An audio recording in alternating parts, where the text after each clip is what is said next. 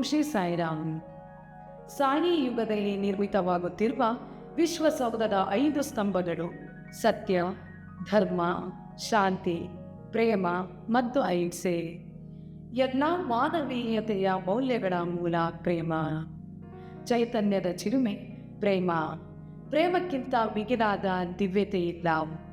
ನಮ್ಮ ಹೃದಯ ಪ್ರೇಮ ಭರಿತವಾಗಿದ್ದರೆ ನಮ್ಮ ಆಲೋಚನೆ, ನಮ್ಮ ದೃಷ್ಟಿ, ನಮ್ಮ ಮಾತು, ನಮ್ಮ ಕೃತಿಯು ಪ್ರೇಮ ಭರಿತವಾಗಿರುತ್ತದೆ. ಇದಕ್ಕೆ ಅತ್ಯುತ್ತಮ ಉದಾಹರಣೆ ಎಂದರೆ ನಮ್ಮ ಸ್ವಾಮಿ. ನಮ್ಮ ಸ್ವಾಮಿ ತಮ್ಮ ಬದುಕಿನ ಪ್ರತಿ ಕ್ಷಣವನ್ನು ವಿಶ್ವ ಪ್ರೇಮಕ್ಕಾಗಿ ಮೀಸಲಾಗಿಟ್ಟಂತಹ ಪ್ರೇಮಮೂರ್ತಿ. ನಮ್ಮ ಸ್ವಾಮಿ ದೈವ ಮಾನುಷ ರೂಪೇಣ ಎನ್ನುವುದು ನಮಗೀಗಾಗಲೇ ಗೊತ್ತಿರುವಂತಹ ವಿಷಯ.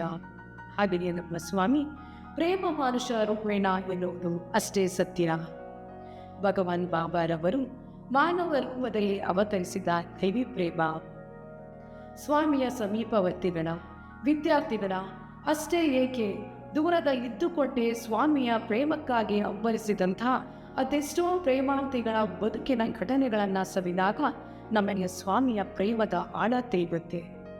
ಅಂತಹ ಸ್ವಾಮಿಯ ಪ್ರೇಮಾಮೃತ ಸಿಂಚನದ ಒಂದು ಪ್ರಸಂಗ ಇದು. ಶ್ರೀಕೃಷ್ಣ ಜನ್ಮಾಷ್ಟಮಿ ಎಂದು ಪುಟಪರ್ತಿಯಲ್ಲಿ ನಡೆದಂತಹ ಒಂದು ಘಟನೆ. ಗೋವುಗಳ ಪೂಜಾ ಕಾರ್ಯಕ್ರಮ. ರೂಢಿಯಂತೆ ಒಂದೊಂದು ಹಸುವಿನ ಮೂಗುದಾರವನ್ನು ಗೋಪಾಲಕರ ವೇಷದಲ್ಲಿರುವಂತಹ ವಿದ್ಯಾರ್ಥಿಗಳು ಹಿಡಿದು ನಿಂತಿರುತ್ತಾರೆ. ನಿರುವಂಗಿ ತೊಟ್ಟಂತಹ ಮಂಗಳ ಮೂರ್ತಿ ನಮ್ಮ ಸ್ವಾಮಿಯವರ ಆಗಮನವಾಗುತ್ತೆ. ಸಭೆಯು ಕೂಡ ಸಾಯಿ ಕೃಷ್ಣನ ದರ್ಶನವನ್ನ ಆನಂದದಿಂದ ಅನುಭವಿಸ್ತಾ ಇರ್ತಾರೆ. ಸ್ವಾಮಿಯು ಗೋವುಗಳ ಬಳಿ ಸಾಗಿ ಗೋವುಗಳ ಮೈಯನ್ನ ಸವರಿ ಮೂಕ ಪ್ರಾಣಿಗಳ ಮೇಲೂ ಪ್ರೇಮ ಸ್ಪರ್ಶವನ್ನು ಅನುಗ್ರಹಿಸಿ ಬಾಳಿನ ಹಣ್ಣನ್ನು ತಿನ್ನಲು ನೀಡಿ ಮುಂದೆ ಸಾಗುತ್ತಾ ಇರುತ್ತಾರೆ.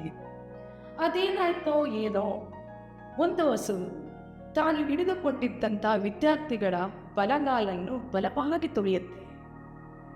ಆಗ ಆ ವಿದ್ಯಾರ್ಥಿ ನೋವಿನಿಂದ ಸ್ವಾಮಿ ಎಂದು ಚೀರ್ತಾನೆ. ಅವನಿಗಿಂತಲೂ 2 ಹಸುಗಳಷ್ಟು ಮುಂದೆ ಇದ್ದಂತಹ ಸ್ವಾಮಿಯು ತಕ್ಷಣ ಓಡಿ ಬಂದು ತಮ್ಮ ಕೈಯಲ್ಲಿದ್ದಂಥ ಬಿಳಿ ಕರವಸ್ತ್ರದೊಂದಿಗೆ ವಿದ್ಯಾರ್ಥಿಯ ನೋವಾದ ಪಾದವನ್ನು ಸವರ್ತಾ ಇರ್ತಾರಂತೆ. ಸಾಕ್ಷಾತ್ ಪರಮಾತ್ಮನೇ ಈ ಕಾರ್ಯವನ್ನು ನಿರ್ವಹಿಸುತ್ತಿರುವಾಗ ಆ ವಿದ್ಯಾರ್ಥಿಯ ಪರಿಸ್ಥಿತಿ ಏನಾಗಬೇಡ. ಗೋವು ತುಳಿದ ನೋವಿಗಿಂತಲೂ ನೋವಿಗಿಂತ ಬೇಡ ಸ್ವಾಮಿ, ಬಿಡಿ ಸ್ವಾಮಿ ಎಂದು ಸ್ವಾಮಿಯವರಲ್ಲಿ ಗೋಗರಿತಾನಂತೆ. ಆಗ ಸ್ವಾಮಿ ಆ ವಿದ್ಯಾರ್ಥಿಯನ್ನ ಪ್ರಶ್ನಿಸ್ತಾರಂತೆ, ಬಂಗಾರಿ, ನನ್ನ ಸ್ಥಾನದಲ್ಲಿ ನಿನ್ನ ತಾಯಿ ಇದ್ದಿದ್ದರೆ ಈ ಕೆಲಸವನ್ನು ಮಾಡ್ತಿರಲಿಲ್ಲವೇ? ನಾನು ನಿನ್ನ ತಾಯಿಯಲ್ಲವೇ ಎಂದು.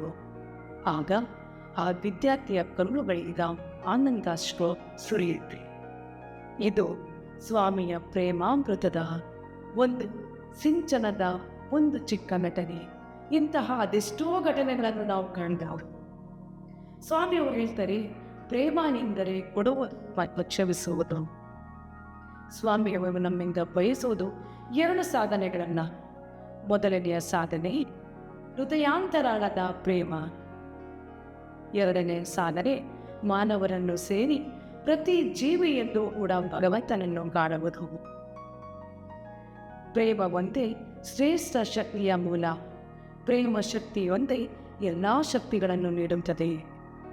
ಒಂದು ವಿದ್ಯುತ್ ದೀಪ ಅದೆಷ್ಟೋ ಮಂದಿಗೆ ಬೆಳಕನ್ನು ನೀಡುವಂತೆ ಪ್ರೇಮದಿಂದ ತುಂಬಿದಂಥ ಹೃದಯ ಹಲವರ ಬದುಕಿಗೆ ಬೆಳಕಾಗುತ್ತೆ. ಆದ್ದರಿಂದಲೇ ಸ್ವಾಮಿಯವರು ಹೇಳುತ್ತಾರೆ, ನೋಡುವುದಾದರೆ ಪ್ರೇಮಾಕ್ಷಿಗಳಿಂದ ನೋಡು, ಕೇಳುವುದಾದರೆ ಪ್ರೇಮ ಕಣ್ಣಗಳಿಂದ ಕೇಳು, ದುಡಿಯುವುದಾದರೆ ಪ್ರೇಮ ಹಸ್ತಗಳಿಂದ ದುಡಿ. ಪ್ರೇಮದ ಮಿಡಿತವನ್ನು ಪ್ರತಿ ನರದಲ್ಲೂ ಅನುಭವಿಸು. ನಾನು ದೂರವನ್ನು ಅಳೆಯುವುದು ಮೈಲು ಅಥವಾ ಕಿಲೋಮೀಟರ್ಗಳಿಂದಲ್ಲ, ಪ್ರೇಮದಿಂದ ಎನ್ನುತ್ತಾನೆ ಸ್ವಾಮಿ. ಏಕಾತ್ಮ ದರ್ಶನಂ ಪ್ರೇಮಂ.